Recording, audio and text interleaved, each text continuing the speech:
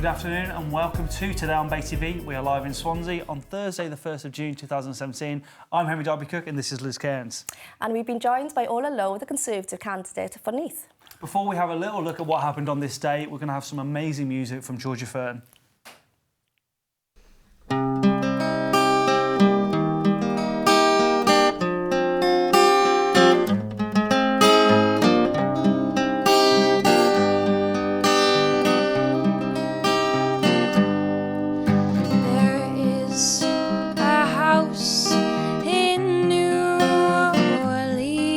They call it the rising sun. It's been the wind of many a poor girl. God, I know I'm one.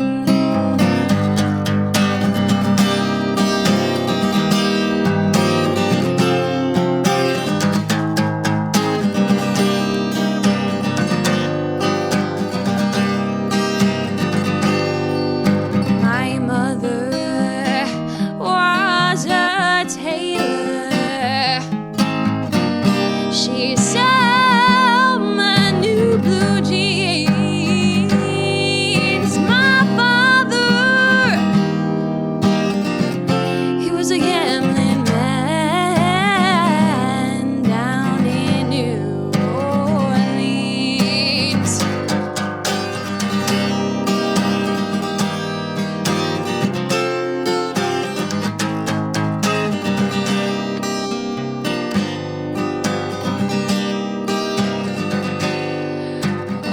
Brother, tell your children not to do what I have done. Spend your life in sin and misery in the house of the rising sun. There is a house in New Orleans they call the rising sun. It's been the wind of many a poor girl, and God, I know I'm one. It's been the wind of many a poor girl. God, I know I'm one.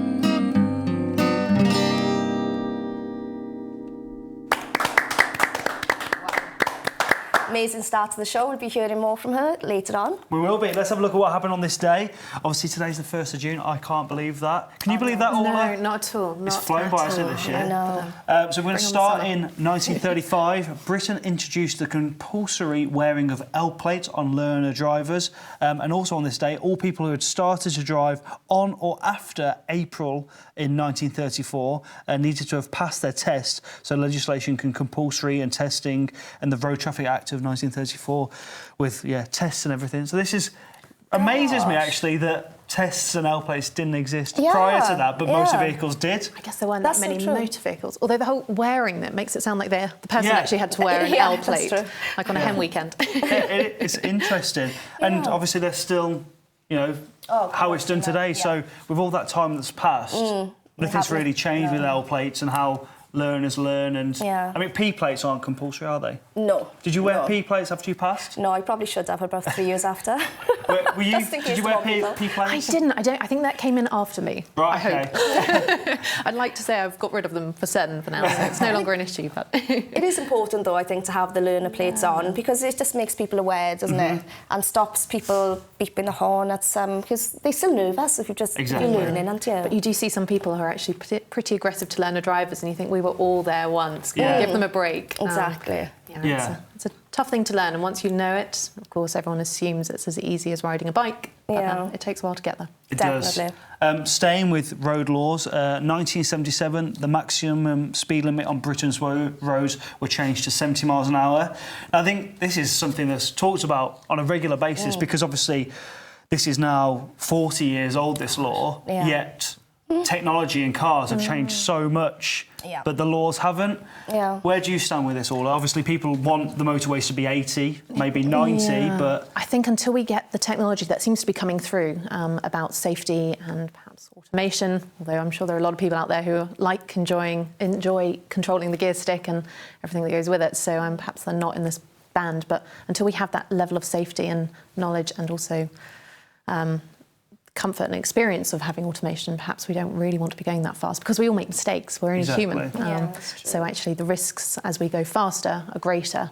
So I think there are restrictions needed. We were talking earlier with Liz about the fact that cars can go faster, but perhaps it's humans that really need to limit what we're doing. And I think as well, driving on the motorway is so different to driving on other roads, because it's when you're on other roads and driving around Swansea, for example, it's kind of what you're doing. On the motorway, I think it's what everyone else is doing as well, and it's that and the understanding of that. Obviously, you do get these people that are going 90, 100 that go past you in the wrong lane, and then suddenly all it takes is a split-second judgment. And I guess you have to be more aware, I think, when you're on the motorway as well, and to lift it higher to 80, in a way, maybe beneficial, but like you said, people then have to be more aware when they're on the roads.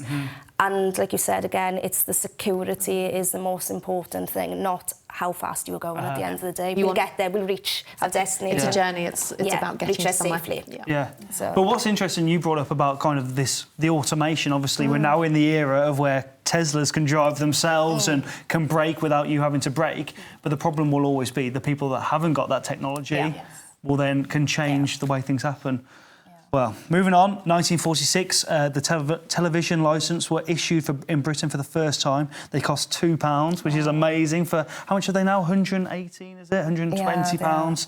If you pay for the yearly, and then you can pay monthly and weekly. And pay monthly, you pay more, I think it is. Yeah.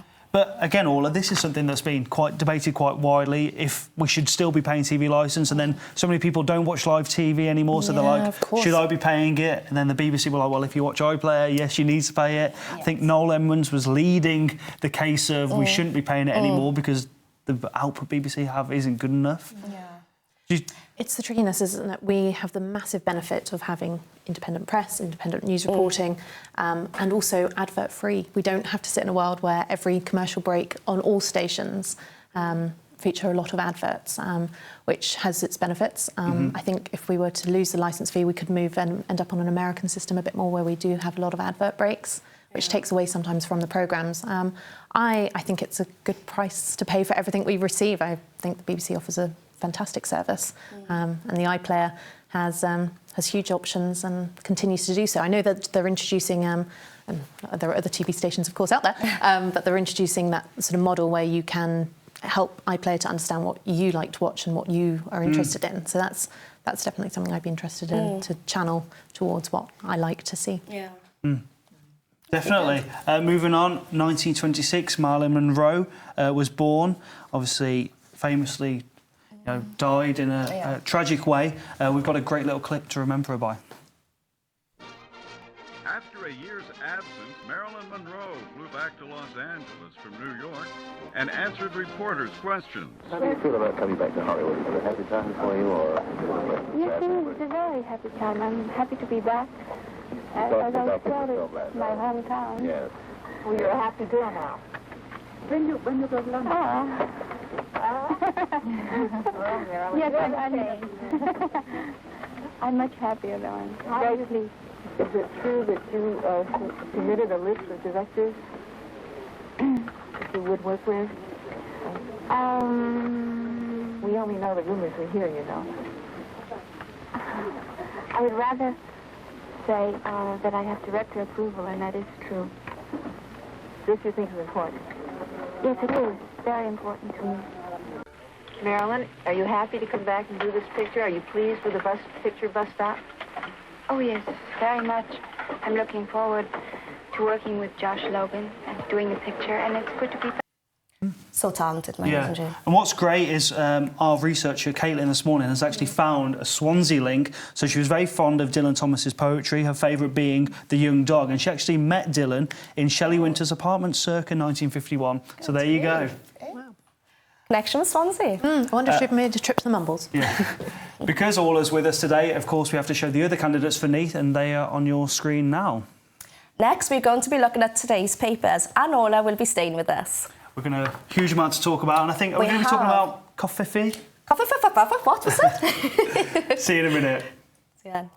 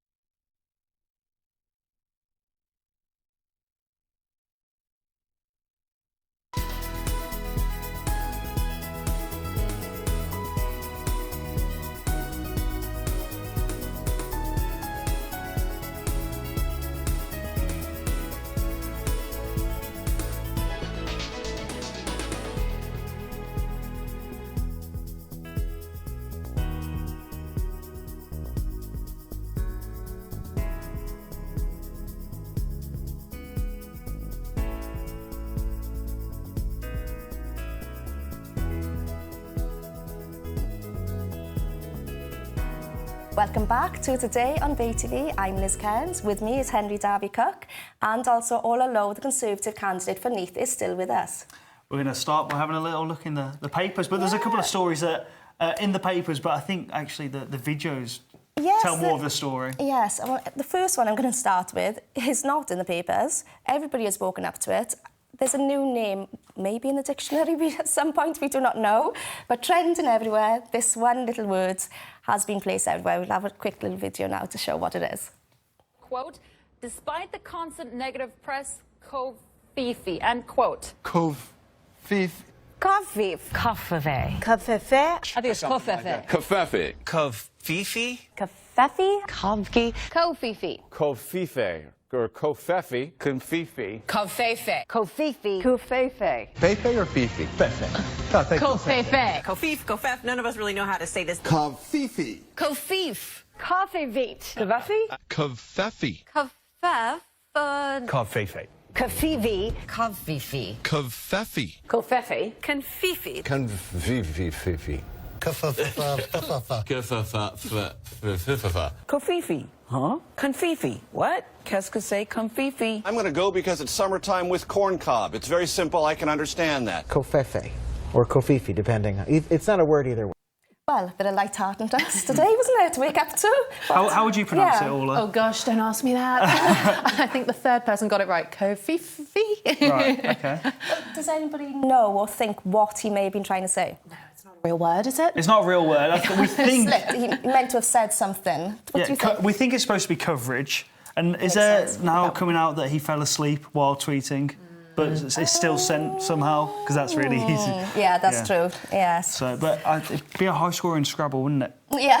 Yes, that is true. Perhaps there are people out there who would appreciate it, Donald Trump to add words to our dictionary. Perhaps not all of the ones he uses. But it's a bit alarming, really, isn't it? Someone in such power to be using Twitter and falling asleep whilst delivering a message to the world. I think that does slightly alarm me. The power that... Well, I was going to ask you about your thoughts. Obviously, social media is such an important tool now for politics. Yeah. When President Obama was obviously active on Twitter, his tweets were policed and went through a system of people before they then reached the platform. Obviously, one of Donald Trump's demands was that he controlled his own Twitter. We now see slip-ups like this and people in Brighton being tagged when he thought they were his daughter. Yeah. What do you think about things like that? I think the public expects whoever is tweeting or putting out a message to have given it some time, thought and consideration. It has huge implications. So there is a need for a team to be involved. This can have massive effects, as I said. But at the same time, there is an element of you do need to be human. So, for example, me being here, chatting to you, showing that we're not always perfect and we're not some machine that just churns out social sound bites. The media and social media is a fantastic platform for getting a message out to people who may not always be looking at newspapers and they just need a bit of information about what we're all hoping to achieve as quickly as possible. So I think that is going to be the way forward. And it also, and that's a bit of an aside, I think from being out there campaigning, it's fantastic to knock on doors and meet people in my constituency, and I've done it in 2015 and again now, of course.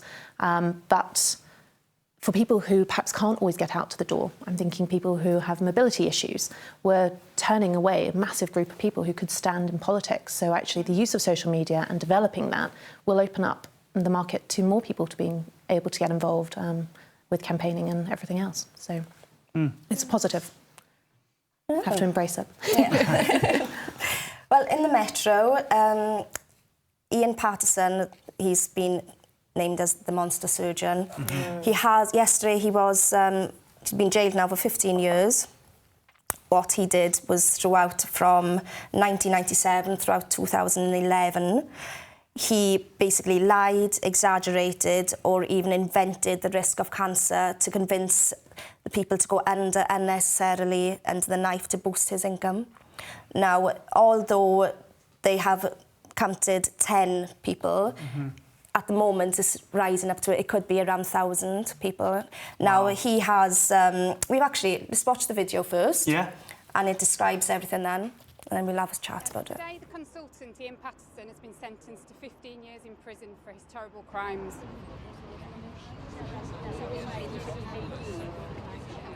Patterson has shown no remorse for the terrible things he's done, and I'm sure it will take a very, very long time for that trust to be rebuilt between the public and the medical professionals. Thank you to the judge. At last today we've got justice, but now we need to look to those who were co-conspirators, who let this happen, who saw it happen and said nothing. If 15 years is enough for a man like that to appreciate the crimes that he's committed. Right up until the moment of sentencing, he was sitting in the dock, shaking his head in disbelief as if he was the victim. Today was about closure for me. Today was about beginning the healing process for myself. We're going to have to live with this for the rest of our lives. He's got 15 years and he can walk away after that. But we can never walk away from all the operations that we've had. And it'll never go away because you just see it in the mirror every morning.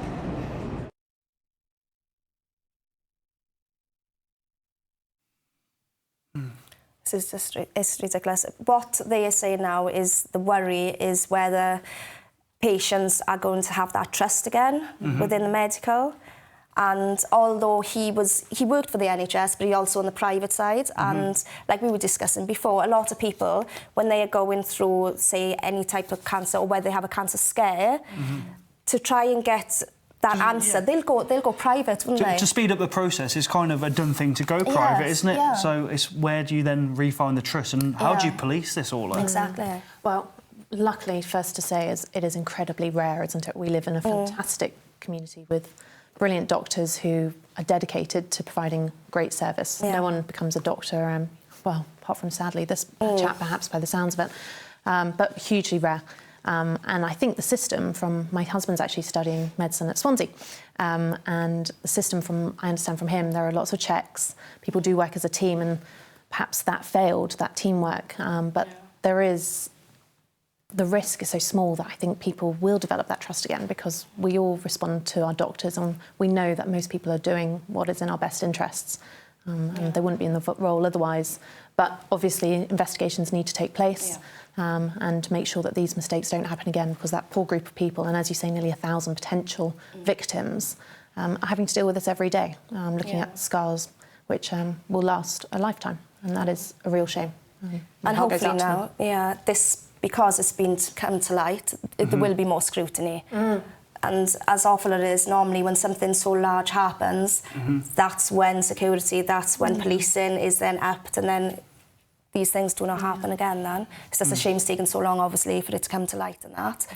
So, yeah, people shouldn't really be worried, and that's the main thing. No. They should, There are safety checks in place, and unfortunately there's one doctor managed to get through. But as the NHS is so open when there's teams and investigations and things are learnt, and I imagine a lot of lessons will be learnt from this as well, because no one wants that to happen. No, not at all. And we must speak about yesterday. It's in all the papers. The debate last night on BBC. We've got a video, so we'll show this quickly, the roundup of the actual debate. Judge us on our record. On our record, we have... Okay. Where do you think Theresa May is tonight? Take a look out your window. She might be out there, sizing up your house to pay for your social care. Where's strength and stability gone? Weak and wobbly is where we are. Not so much the Iron Lady as the U-turn queen. Jeremy only decided to come, I think, late this morning. I was rather hoping Diane Abbott might be here so I could debate with her as well. Well, I just have to take on some of Jeremy Corbyn's fantasy economics. I mean, he has this monetary wish list in his manifesto, and his proposals don't add up. It's though he thinks it's some sort of game, a game of Monopoly, perhaps. We want to see corporation tax reduced, not raised, because if you raise it, companies will leave this country. Paul, that is complete nonsense, if I may say so. I was thinking about the different leaders who've had discussions about so-called progressive alliance, and I was thinking how chaotic it would be if they all got together, formed a coalition, and tried to run a government. And you stood on a platform just about a year ago saying that you thought that Britain would be safer, stronger and better off in the EU. Now, were you wrong then, or are you wrong now? Because we can't trust you on this. You are now hitching your wagon. Well, we'll be covering that more now in the next section. Of course. And just before we go to the break, because Orla is with us, here are the other candidates for Neath on your screen now. And like Liz said, we're going to be staying with Orla Lowe and we're going to be talking all things Conservatives and Neath. And of course, we're going to be talking about last night's debate. We are. We'll see you after the break.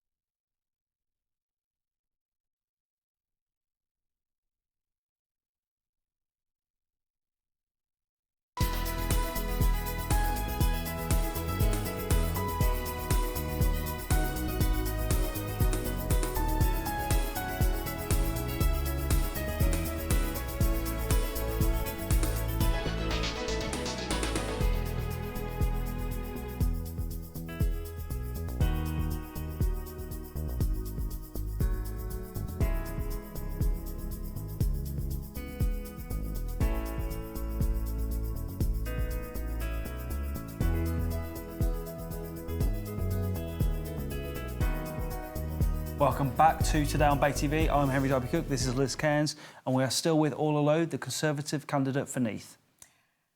Orla, first we're going to talk about the debate, obviously. Yesterday, it came to light this morning with a lot of the papers and online that Amber Rudd's dad, now she obviously stepped in instead of Theresa May yesterday, although her dad had only died 48 hours previously, Tony Rudd. How do you feel about that, the fact that she still stood up and Theresa May obviously did not? For Amber Rudd, that shows huge commitment to everything about our democracy and is incredible. My father was actually out campaigning with me yesterday, so it was really touched me this morning when I read that she was standing before the British public, putting forward the Conservative case strongly on why people should vote for us, for stability, and showing that stability. She really did well, and I take my hat off to her, as I'm sure every candidate would have as well if they were aware of the situation. Family means a lot to all of us, perhaps different relationships and different roles, but to lose someone you're close to. And I understand he was looking forward to watching the debate and was very proud of her efforts and everything that she's achieved. So I'm sure she did it in his memory, and I think she did well. On the flip side of this, obviously, the thing everyone's talking about is the fact Theresa May, the Prime Minister, didn't do the debate. She doesn't want to debate. Where do your thoughts lie there? Well, of course, she appeared on the Sky News Channel 4 debate or discussion with the public. Was it a debate, though, because it was kind of more of an interview? Well, it was a debate with people. I mean, Theresa May did get asked questions, and then people were asked whether they felt she had satisfied the question, whether she'd actually answered. So it was an element of a debate, and of course then going up against Jeremy Paxman. She has dealt with that. She, of course, dealt with Prime Minister's Question Times, where she's up against Jeremy Corbyn and has historically was every week. And then she has been taking questions from press. She's dealt with more than Jeremy Corbyn has, I understand, to date, and being out there, being out in communities. She visited a community centre down the road in Bridgend at the start, and I was very fortunate enough to go and listen to her speak. And so I saw her taking questions from the floor from journalists about challenging points. So she is answering questions, she's being involved in the debate. Amber Rudd is an experienced member of our government, and she dealt with the situation on behalf of the Conservatives very well. If you had the opportunity, if you were the Prime Minister, would you have preferred to have actually taken part in that debate yourself? It's a tough one. I think when they get to the point, and we did see at points, and Amber Rudd pointed this out, when you have 7 parties on the floor, for the benefit of the public, it's a hard format to follow, to actually keep the debate on topics and on questions rather than just turn into whatever party wants to get out as a soundbite. So that, I think, is a challenge. I actually preferred the format of the Sky News Channel 4, where and Jeremy Corbyn were asked direct questions, and there's no one else trying to chip in and interrupt. And there has been a lot of that, which I consider quite rude. We all need to remember manners. To quote the late Joe Cox, a Labour MP, there's more that unites us than divides us. So we do sometimes need to do that, and also have that element of respect for each other. I think it would help a lot. So I think 7 is a huge number, and it doesn't actually have a huge benefit. I think one-on-one situations is a better format. Let's talk about something we talk about with all the candidates that come to speak with us at Bay TV, the polls. Yes. Is it down to 2 points now, Labour and Conservative? I think so, yes. YouGov this morning, which are, of course, respected. It's tight, and for that reason, I urge everyone who is contemplating voting Conservative but thought, I won't bother because they're sure to win, to get out there and to vote on Thursday or to return the postal votes. Every vote really does matter, mine as well as everyone out there. So when I hear people say, what does it matter? No one cares about my vote. Well, I'm knocking on doors, I'm speaking to everyone in all parts of my constituency. I'm helping in other parts of Wales as well. We really do care. And it's vitally important. It's why I got involved. I used to put the world to rights with a friend of mine who turned on me and said, why don't you get involved? Why don't you do something rather than just chatting about it over dinner? And I didn't have an answer in 2014. So this is why I'm here. This is what I want to be doing. And I want to encourage others to be involved as well. But it starts with that vote. So it's crucially important for all parties. But I would say, of course, we need stability. We need a government with experience and also a party that supports its leader. I'm going to quote the fact that 172 MPs within the Labour Party had a vote of no confidence in Jeremy Corbyn. I don't see how that can change just during a general election process. So I think we do need to be voting Conservative, and I urge everyone to do so. And whilst you've been canvassing around Neath and that, what type of reaction have you had from the people? A really positive one.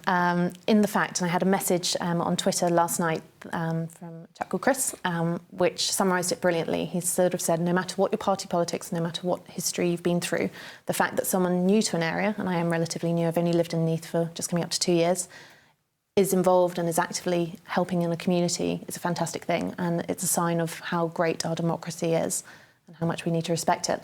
People have been very friendly. It's the reason I'm standing in Neath, and I was privileged to be asked to do so, or to win the opportunity to do so. And people also want change. That's the other one.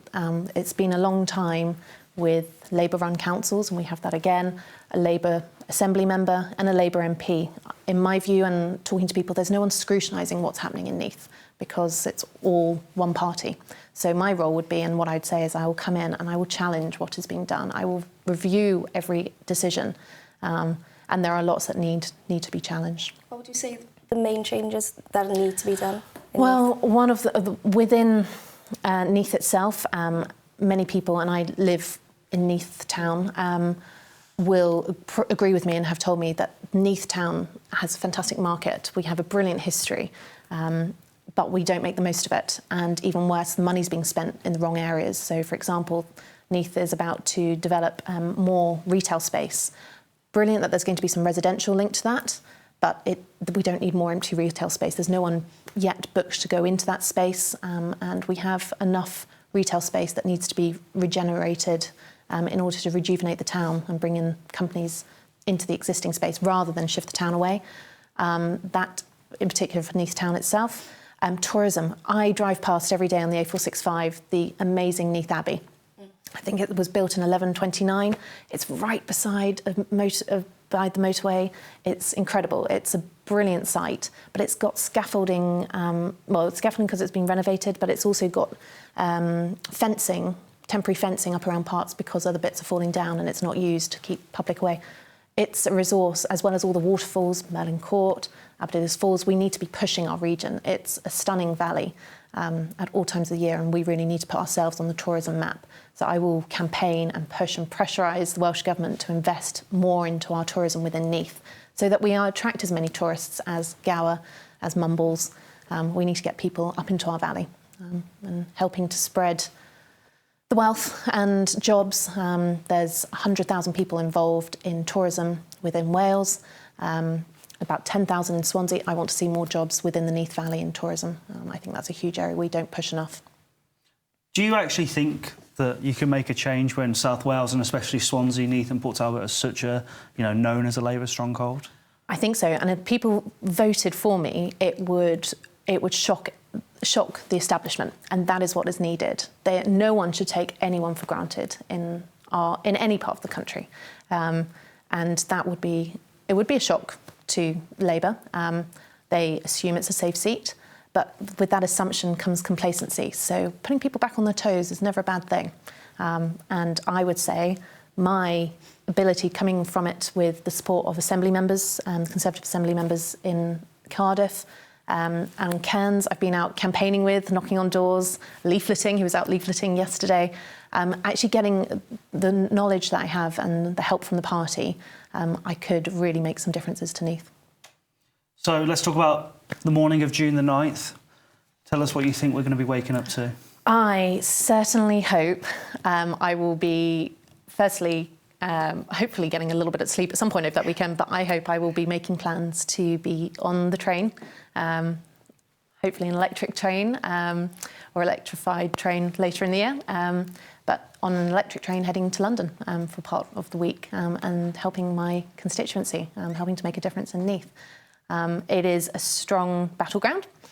Christina Rees is the Shadow Secretary of State for Wales, and there are also some strong key players who have been involved in the area and in the community, so we'll wait and see. But I'm certainly driven for the role, and I hope I will be given the mandate to take on the challenge. And in the final moments, who will be Prime Minister on the the morning of the night? Theresa May. If common sense prevails and everyone gets out there, then we need her. We definitely do. That's why I'm doing this. Thank you. Thank you for joining us today. And because Orla was with her, the other candidates for Neath can be seen now. After the break, we're going to be inviting Julia Manser to the sofa, and we're going to be having some more music from Georgia Fern. See you then.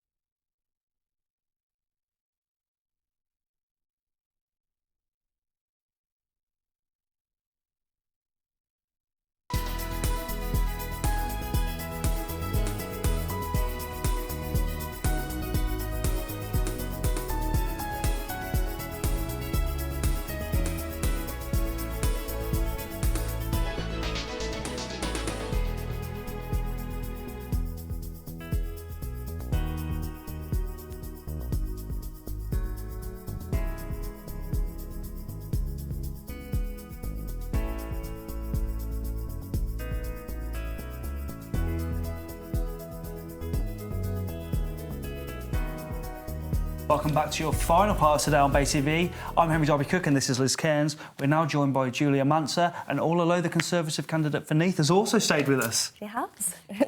And just before we have a chat, should we have a look at what's happening last night at Creative Bubble? Yep.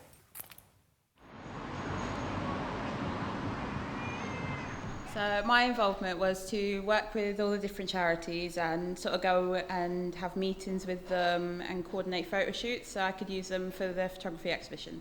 This one here is from City of Sanctuary, and they had an event on in Cardiff in the Temple of Peace.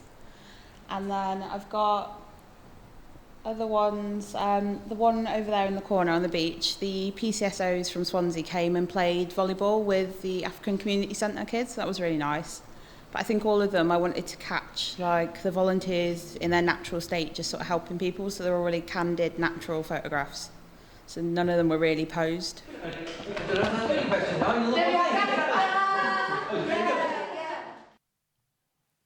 That's very brilliant. interesting. Yeah. So it's actually Volunteers Week this week starting. Happy Volunteers Week. Happy Volunteers Is that the official, do you say Happy Volunteers You Week? can say Happy Volunteers Week. Okay. It's a great thing to say. So Yeah. June the 1st to June the 7th, every year, we get to say Happy Volunteers Week. And it's the 31st year, is that correct? It is, over 30 years now. So, yeah, across the UK, organisations, charities are taking the time to thank their volunteers. So thank you to all the volunteers that are out there. They make a big difference locally.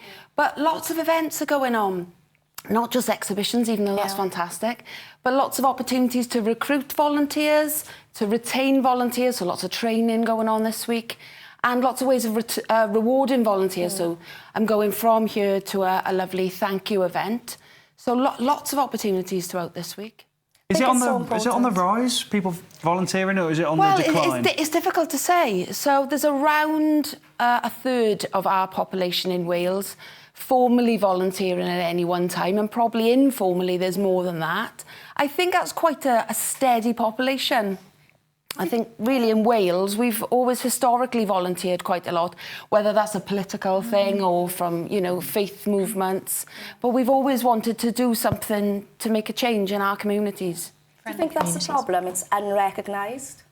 Well, I think it is recognised. For some people, I suppose, it's going on behind the scenes and they're not sure of what it is. And that's why the exhibition is taking place, to shine a light on this kind of secretive army of people making a huge difference. But actually, to those of us in the know, it's very recognised. And, you know, we were talking earlier about students volunteering. A lot of younger people volunteering. Maybe people who are not in the know think it's an older population that are volunteering, those that are retired. But actually recent research suggests that it's the 30 to 40-year-old age group that do the most volunteering, and arguably they're probably the busiest people. So if you want something doing, you ask a busy person. I think that's the saying. But lots of youngsters are utilising volunteering as a way to evidence something, perhaps on a personal statement to get into university, or whilst they are at university, utilising volunteering to show they can apply that kind of knowledge in the real world, if you like. Orla, coming to you, is there enough focus on the importance of volunteering and how much it can help you? I think we can only but highlight it further. It's everything about, we were talking about earlier about, it's everything good about our society, isn't it? It's people helping each other, which has happened throughout the ages. Great that we've got more information about what people are doing and supporting volunteers, because often volunteers take on a huge amount of responsibility. I'm thinking particularly about those who help at food banks, which of course is hugely in the press right now. We can only encourage, and I think actually anything that is done to help those younger who are coming up through the system to get better skill sets with dealing with different ages is a fantastic thing, and getting that sort of insight into different parts of society. It's I mean, it is a two-way street, so whilst it sounds like these people are giving a huge amount, and they are also receiving a huge amount of training, support, experience. It's a great way of getting a reference, you know, somebody being able to evidence that they can do a whole host of things they want to do in a career. And also this week, we are providing lots of support to volunteer managers who are supporting volunteers to build their skill sets in the charities locally to enable them to support better volunteers. Because volunteers do this for a whole host of sort of reasons. And we also, next Tuesday, are looking at what motivates volunteers. And there's a wide range of reasons. So some people are volunteering because they were helped in a charity, possibly. You know, and they want to give something back. Some people are starting off, they haven't had any opportunity to work yet, for whatever reason that might be. Some people are really minded politically to make a change, so they want to get involved. So we're looking at the motivations behind volunteering next Tuesday. And if we're in a university now, we're in University Trinity, St David in Swansea, and we were talking about earlier, because it's so popular to now go to university, a degree just isn't enough, is it, to go into work anymore? Well, you know, it is and it isn't, and it's not the be-all and end-all, is it? Experience tends to be more the be-all and end-all. So whilst you may have a degree, and we certainly want people to go out there and get one, of course. And to further their skills in whichever way they want, experience is something that they need to be able to show and to evidence. So volunteering is great. And we were really happy to collaborate with University of Wales, Trinity St David on this exhibition. So we saw Alicia earlier, and she's an MA photography student here. But all the stuff that she did for this exhibition was all voluntary. So she received last night a Millennium Volunteers Award certificates for the 50+ hours she's done, taking photographs, travelling back and forth. I mean, she mentioned she'd gone with Swansea volunteers to Cardiff. You know, so she's gone above and beyond as well herself. So well done. And if I'm sorry to... I will talk all day. But I've just dropped into Creative Bubble right now, and they've got a volunteer called Kelly there. And so it's Kelly's shift invigilating today. So such a wide range of things you can do as a volunteer as well. But we're going to have to stop you there. We've run out of time, sadly. Okay. But thank you for popping in, both of you. Thank you. And thank you to all our guests today, and our viewers, especially those who have tuned in for our Talking Pictures afternoon matinee coming up next on Bay TV. And today, it's the 1954 war drama They Who Dare, starring Dirk Bogarde. And with that, let's hear some more great music from Georgia Fern.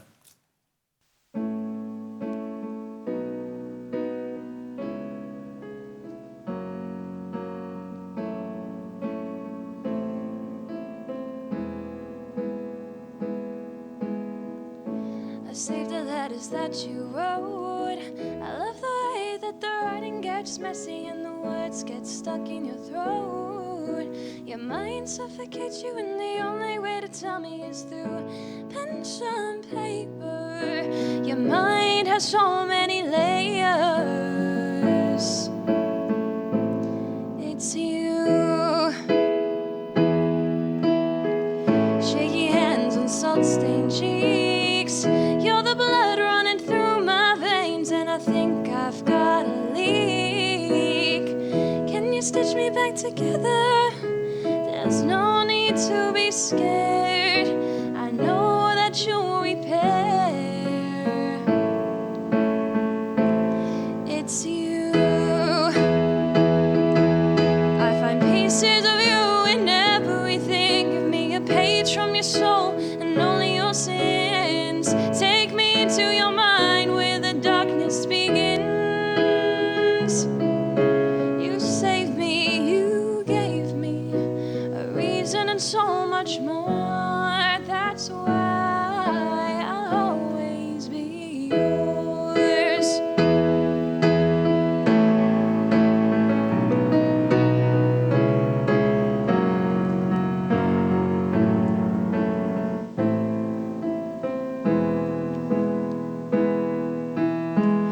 As the sunlight starts to hide, you turn the heating up and tell me that it's too cold to go outside. You remind me of the moon, you're always there, breathing, shining, listening to my prayers.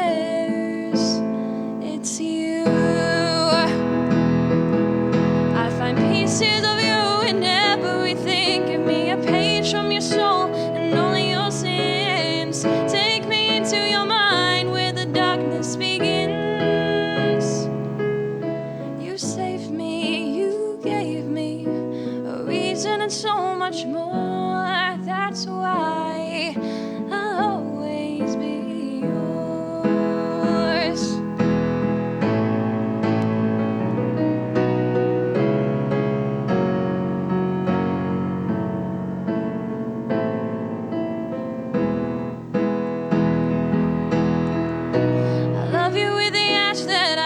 once was, and with the blood that I am now, and with the bones that I will be when I am buried underground. I find pieces of you in everything. Give me a page from your soul and all of your sins. Take me into